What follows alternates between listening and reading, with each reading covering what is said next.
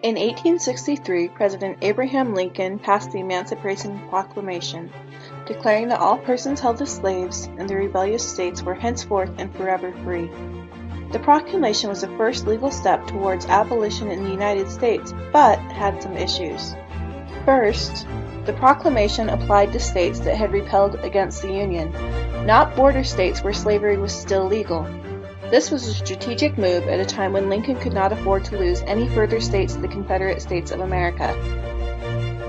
Despite abolitionist leanings, Lincoln knew that if the border states should leave the Union, then critical supply lines would be cut off, putting the entire war in jeopardy. Second, the proclamation applied only to the Confederate States of America, which would only be subject to the United States of America if and when the Union won the war. The document did, however, strengthen morale and hope for a country where slavery would be abolished. 1864 was an election year, and in the face of a war that had cost the United States so much, Lincoln's re-election was far from certain. Democrats, especially, opposed Lincoln's stance on abolition and feared reactions from their constituents if a constitutional amendment ending slavery was passed. The amendment was drafted, but until Lincoln's re-election, it lacked the necessary support to move forward from the House of Representatives. In 1865, Congress would pass the first draft of Amendment 13, stating that neither slavery nor indentured servitude would be legal in the United States, except as a punishment for crime. The amendment also gave Congress the power to enforce laws pertaining to the abolition of slavery.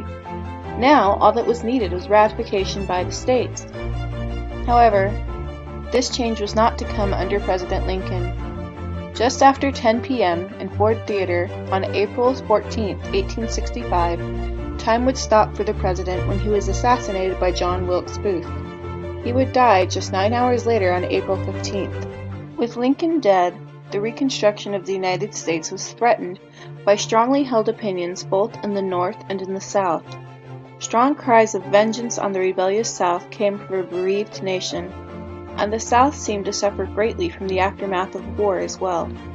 2/3 of the states needed to ratify the new amendment in order to add it to the Constitution, and the necessary number would not be reached until December 6, 1865.